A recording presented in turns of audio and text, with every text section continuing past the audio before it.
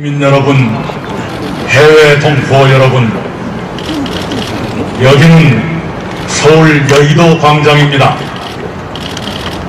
중국에서 활동하시던 대한민국 임시정부 광복군 4분이 해방 사흘 뒤에 맨 먼저 밟으신 조국 땅이 바로 이 자리입니다.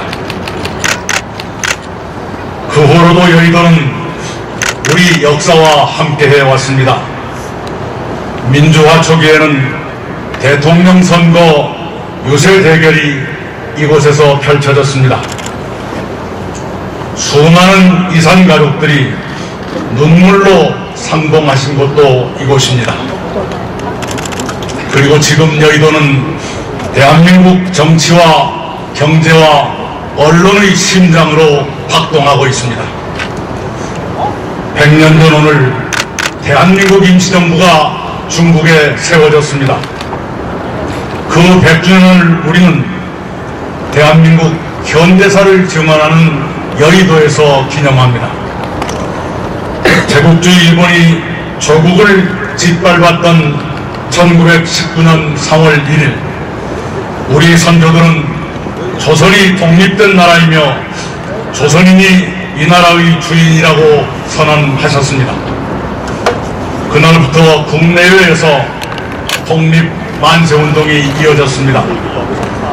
특히 4월 11일에는 민족의 선각자들이 중국 상하이에 대한민국 임시정부를 세우셨습니다.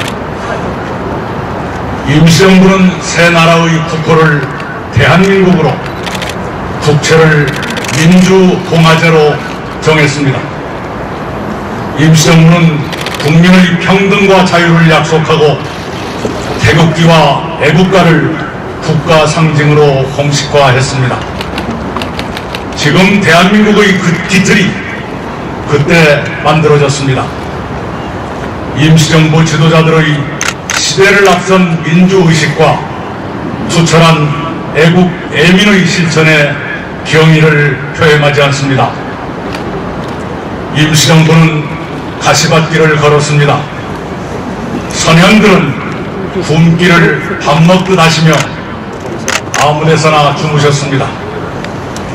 특히 1932년 윤봉길 의사의 홍커구공원 거사 이후에는 일제의 총칼이 임시정부의 턱 밑까지 파고들었습니다. 임시정부는 상하이를 떠나야 했습니다. 그 후로 항저우, 창사, 광저우, 지장 등으로 8년 동안 4,000km를 돌아 1940년 충칭에 자리를 잡으셨습니다. 충칭에서 임시정부는 광복군을 창설하고 일본에 선전포고를 했습니다. 광복군은 연합군과 함께 중국, 인도, 미얀마 전선에 뛰어들었고 국내 진공작전도 세웠습니다. 임시정부 26년 4개월 동안 수많은 요인과 가족들이 굶주림과 추위와 병마에 쓰러져 가셨습니다. 수많은 의사와 열사들이 일제와 싸우다 그들의 총칼에 숨을 거두셨습니다. 1945년 8월 15일 일본이 항복했고 조국은 해방을 맞았습니다. 김구 주석을 비롯한 임시정부 지도자들은 그해 11월 김포공항을 통해 조국에 돌아오셨습니다. 조국은 임시정부 지도자들이 꿈꾸셨던 상태가 아니었습니다. 임시정부가 활동하던 시기에는 남과 북이 따로 있지 않았습니다. 그러나 해방 조국에는 이미 남북 분단의 그림자가 드리워지고 있었습니다. 이내 남북의 별도의 정부가 세워졌고 북의 침략으로 동족 상잔의 전쟁이 벌어졌습니다. 대한민국은 깊은 절망에 시름했습니다. 1인당 국민소득 60달러, 세계에서 가장 가난한 나라에 속했습니다. 정치적으로도 혼란이 계속됐습니다. 그런 시련을 거치며 대한민국은 경제를 성장시켰고 민주화를 실현했습니다. 이제 대한민국은 세계 11위의 경제력과 선진국 수준의 민주정치를 부과하고 있습니다.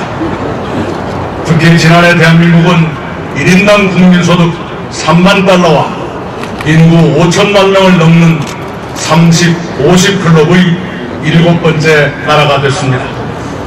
다른 6나라는 모두 식민지를 두고 일찍부터 경제력을 키웠지만 우리는 식민 지배를 받다가 늦게 독립한 처지입니다. 이것은 대한민국의 위대한 성취입니다. 이렇게 자랑스러운 대한민국을 일궈내신 국민 여러분께 감사드립니다.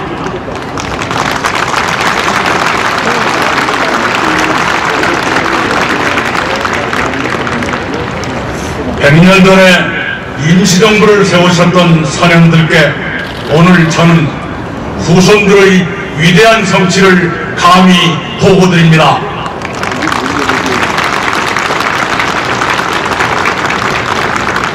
지금의 대한민국은 선현들의 영혼과 희생 위에 서 있습니다.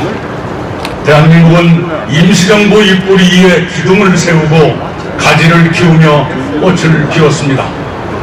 현행헌법은 우리 대한민국은 3.1운동으로 건립된 대한민국 임시정부의 법통을 계승한다고 선언했습니다.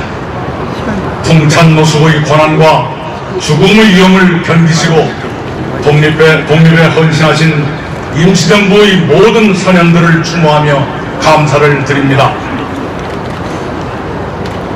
당연히 우리는 독립의 역사를 기억하고 후대에 전하며 희생하신 선인들을 예우해야 합니다. 정부는 2021년 말 개관을 목표로 서대문에 임시정부 기념관을 건립할 절차를 진행하고 있습니다. 김구 주석 등 독립운동가 7위를 모신 효창공원을 독립운동 기념공간으로 조성할 것입니다.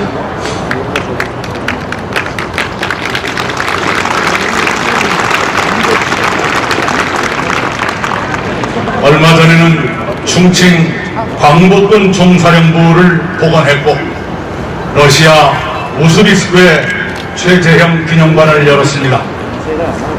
미국 필라델피아 세대필 기념관은 재개관을 앞두고 있습니다.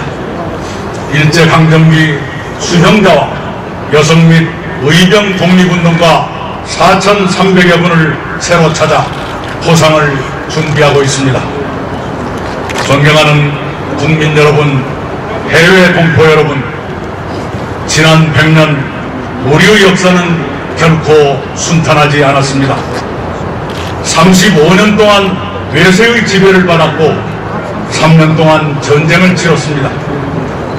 71년 동안 분단된 채 남북이 서로 미워하고 대립하며 살았습니다. 지독한 가난과 잇따른 정변도 겪었습니다. 그런 고난을 딛고 우리는 세계가 주목하는 국가로 발전했습니다. 그러나 우리는 여기서 멈출 수 없습니다. 우리는 더 좋은 조국을 만들기 위해 다시 도전해야 합니다.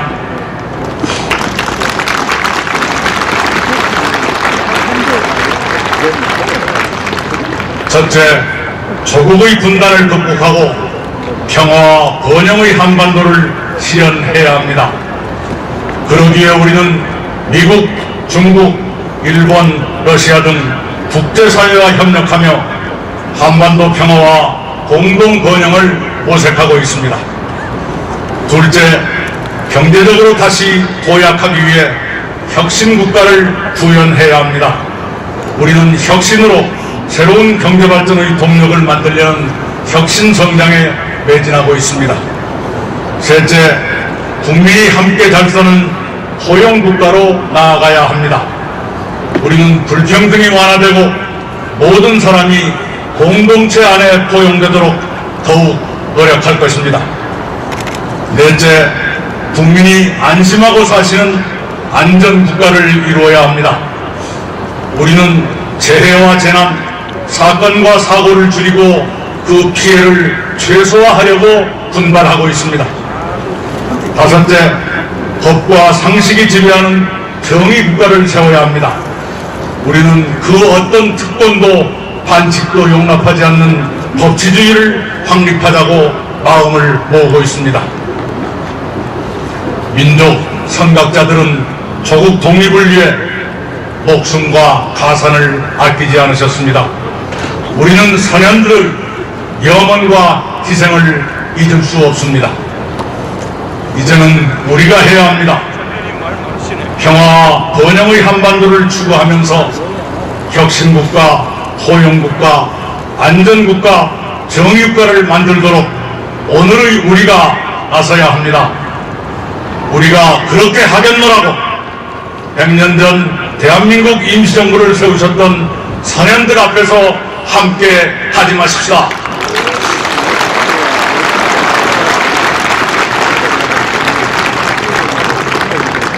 선현들께서 대한민국을 도와주시리라 믿습니다. 대한민국은 영원할 것입니다. 감사합니다.